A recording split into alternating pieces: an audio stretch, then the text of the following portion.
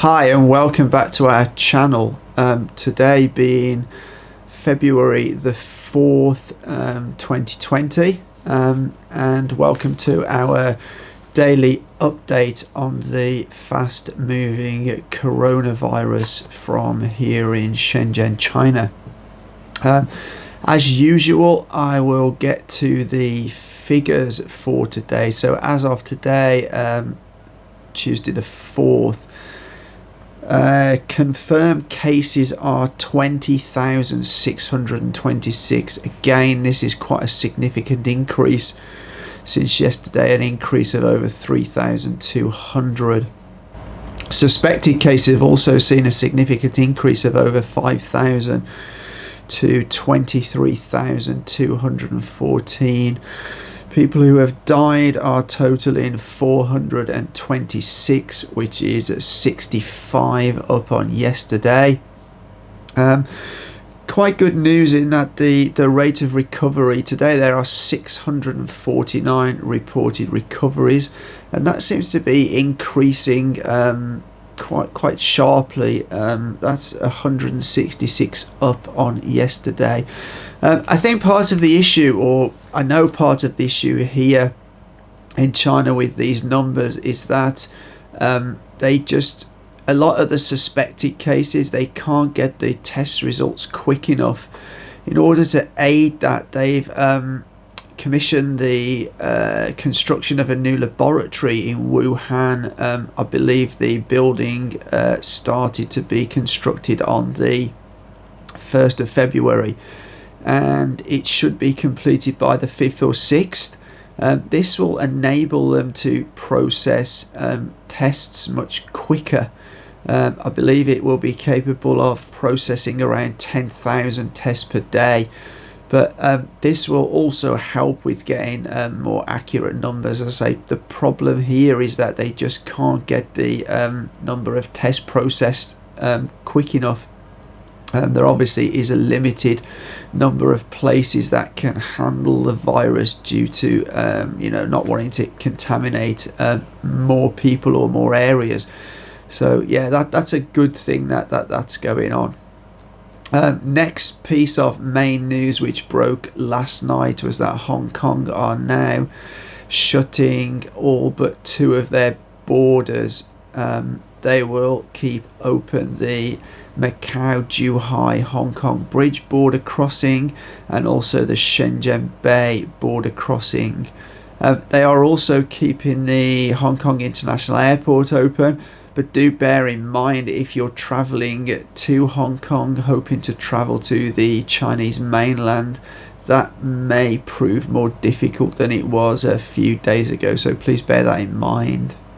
Continuing the Hong Kong news, what happened yesterday was a number of health workers went on strike. Apparently it was around 2,700, of which there were approximately 300 doctors and 900 nurses, and this is what widely is thought to have led to the authorities closing more of the border crossing points into mainland China.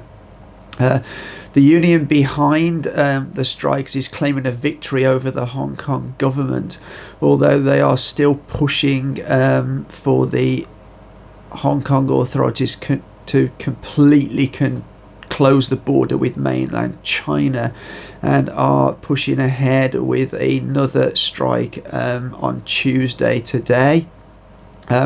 Personally, I think this will set a dangerous precedent if the government allow them to be blackmailed by a union to achieve its political goals. So I do think that is a dangerous precedent to set. So our channel aims to bring you news and our personal opinions, and we are really trying to steer away from anything that is just either rumour or speculation. There are a number of YouTubers out there who are pushing rumour and speculation and half-truths. Personally, I think that's really a bit of a stupid thing to do in the current situation. So yeah, we are just trying to bring you fact as opposed to anything other than fact. And one point on this, that because of there is so much rumor and speculation circulating in all kinds of media at the moment, the WHO, which is the World Health Organization, have released some information on their website to dispel a lot of this rumor, and there's a number of sort of questions and answers on there. It's a really useful piece of information, and I will put a link down below to that information so you can all take a look at that. I think the next week or two is going to be a really crucial time in the development of the situation, because it's over the next, or right now, a lot of people are traveling back from their hometowns to the places where they work. Now I'm in Shenzhen, and some news that's come out this morning, the Third People's Hospital of Shenzhen, they are either, I'm not quite sure whether they're building a new sort of field hospital part or whether it's something that's already been built. I will try to get some more information about that, but from what I understand, they will be able to provide a extra 1,000 beds in the facility, and this will be mainly before they've obviously detected a number of cases entering the city. So this hospital will be used to look after these people. As of Shenzhen, they've actually detected and quarantined quite a large number. I believe it's around about 50 or 60,000 that have travelled back from the Wuhan area, and they are keeping close contact on those people. Some of them are being home quarantined. Some who have developed symptoms have been taken directly into hospital. The Shenzhen authorities have got monitoring stations at pretty much every entry point into Shenzhen. I hear quite a lot of criticism online and on social platforms that they don't feel the Chinese authorities are doing enough. Personally, from what I can see here, I think they are doing an absolute load of things. They are absolutely doing so much. It's really unbelievable. You know, they're building facilities, they are getting, you know, extra production of pretty much everything that's needed. I'll run a couple of videos in the background so you can see this, but you know, on the ground a lot of people are doing a lot. It's kind of a bit strange being in China at the moment. You know, I pretty much stay indoors most of the time, which is the advice from the authorities, and I think that's good advice, because it's obviously will massively limit the spread of the virus. However, the few times I do go outside, there's a really strange atmosphere. It's so quiet. In all the sort of 10-12 years I've been coming to China, I've never ever known it like this. It's really, you know, kind of strange. It's, I don't know, it just really is not like anything I've ever experienced here before. But just another thing on this sort of criticism of the government. A lot of this criticism is coming from people who are not even here. But just to give you one example, the Shenzhen authorities have rolled out an app. I first saw this yesterday. Here it is if you want to take a look at that. This is an app that you can run on your phone. I believe you run it within WeChat, but it has a number of you know, features. So I give you an idea of some of the features that are on there. It has a section all about advice, things to do, things not to do. It has a rumor busting section. It has a section of where all the hospitals are and which one you should go to depending on what symptoms you have. It has a link to the national advice app. It also has two sections, one which is sponsored by Tencent, and that's access to free online doctors, so you can discuss if you believe you've got symptoms. You can discuss with an online doctor. There's also a section where you can access Shenzhen online doctors.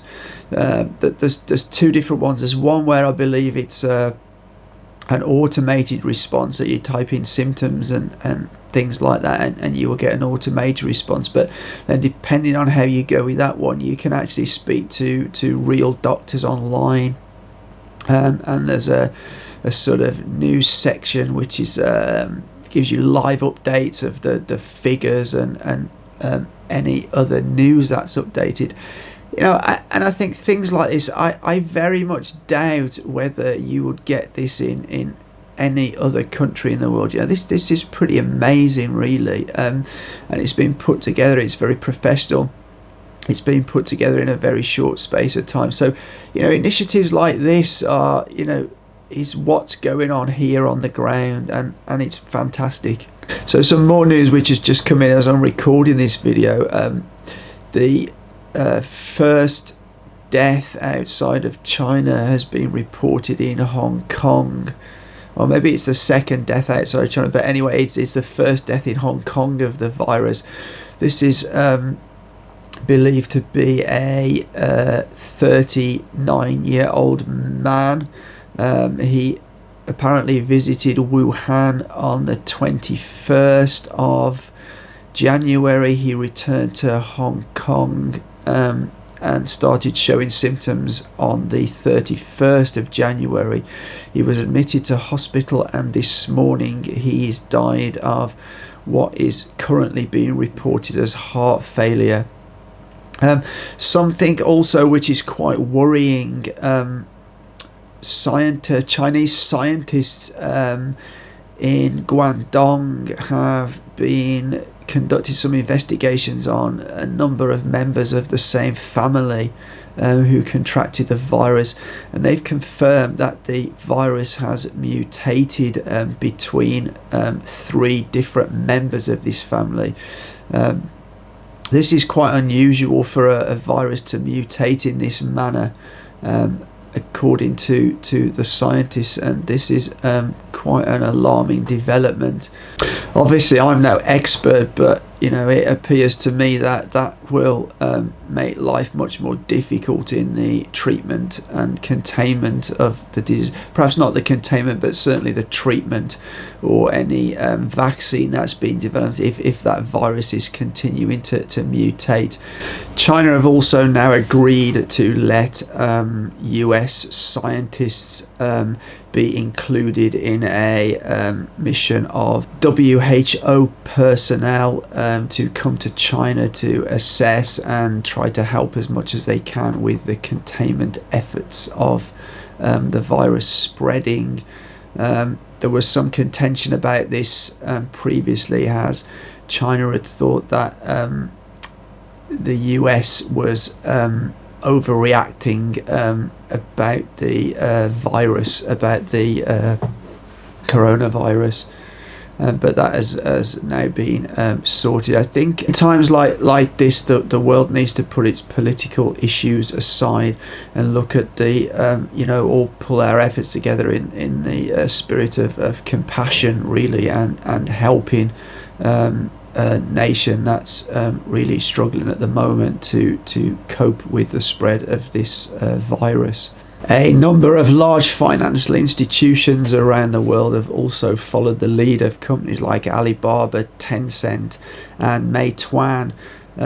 Alibaba, Tencent and Meituan have collectively pledged 3 billion yuan towards helping fight the virus, and a number of large financial institutions have also pledged quite large sums of money to help fight the virus. All very, very welcome. I think China need all the help they can at this difficult time.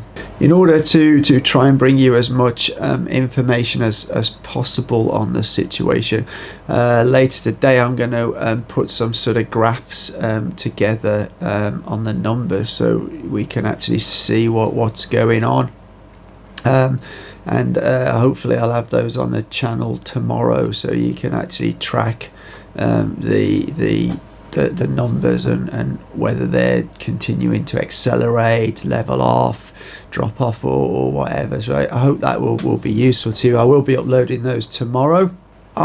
Although we're not getting monetized for any of these coronavirus videos, I will continue to do them, you know, because I want to keep as many people informed as possible, and want to try and dispel a lot of the rumour mongering and half-truths that certain other channels are putting out there. It's sad that a couple of those channels that are doing that are much bigger than ours. So in order to get the true facts out there, or as much as possible, it would be really appreciated if you could share our channel on social media or with your friends or whatever. And we really appreciate the support of everybody who's watching us, and those people that have donated in order to help us keep bringing you this content. So as always, if you like the content, give us a thumbs up. That really helps get the video promoted to a wider audience. If you like generally the channel, please consider subscribing, and if you want to be notified as soon as we get a new video up, hit those bells. But as always, for now, take care.